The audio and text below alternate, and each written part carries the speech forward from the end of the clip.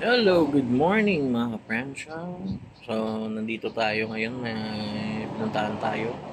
So, mag-check sana ako ng mga shorts dyan kasi konti na lang yung shorts natin. Pero wala silang open na shorts. So, ito na lang yung nakuha natin. Yan.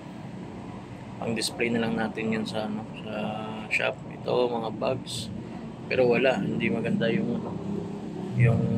open nila. So, ito na lang yung kukunin natin. Yun. Ito, open tayo sa shop ngayon. Pero baka hindi tayo magpapagabi dito. Check lang natin pag nakabenta tayo, baka mag-close din tayo. So yan yung mga available natin dyan, mga boss madam ko dyan. Kung gusto nyo yan, ito na yung nakuha natin kanina. So display lang natin. Yan, may mga shoes pa tayo dyan, mga t-shirts, sweatshirt, jackets, cups, shoes. And madami pa tayong mapipilian dito sa shop. So mga boss, baka kung gusto nyo mag-visit, nandito lang kami sa WGG Building, Barangay Aligis, before Giga. So yun, yan, may mga shoes po tayo dyan. So thank you so much nga pala kahapon sa mga solid buyers natin na pumunta. God bless. Oh, what's up mga friend shop?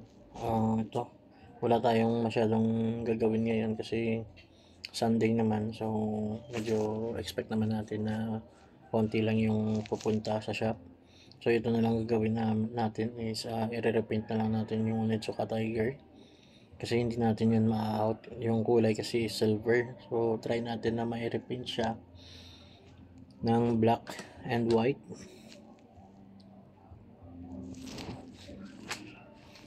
So yun, yung isa is tapos ko na. First section pa lang po yan. May second session pa yan. So hindi natin mamadaliin. Yan. So yung ginagamit natin dyan is leather paint para sa Onitsuka Tiger natin. So dahan-dahan lang yung pag brush natin dyan. Yung natin dyan is para ma-change natin yung kulay, baka maibenta pa natin. Solid pa kasi yung yung condition ng Onitsuka. Yung lang natin dyan is yung kulay. So, hindi masyado mabenta, yung silver na Onitsuka Tiger. So baka pag na-repaint natin to, baka maibenta pa natin. So try lang natin.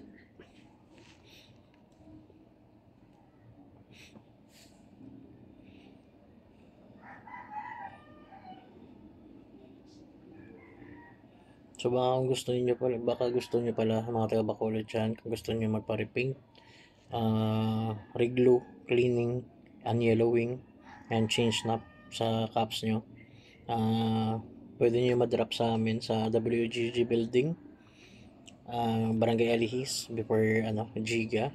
So yan, medyo na natin dyan. Tapos na natin yung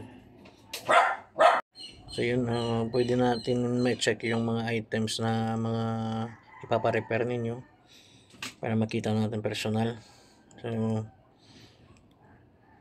So far marami-rami naman yung mga nagpapa-repair sa atin dyan.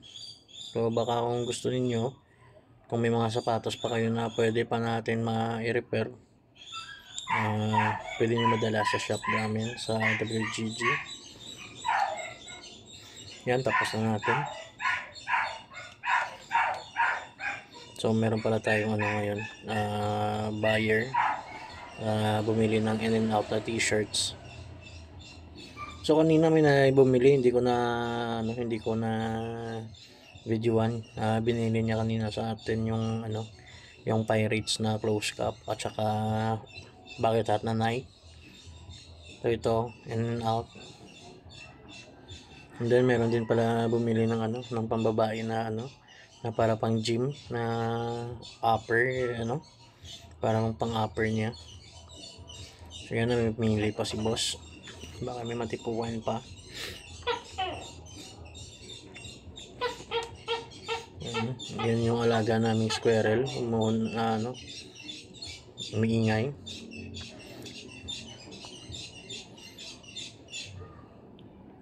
Ayan, hintayin na lang natin si boss. Yan, thank you and God bless.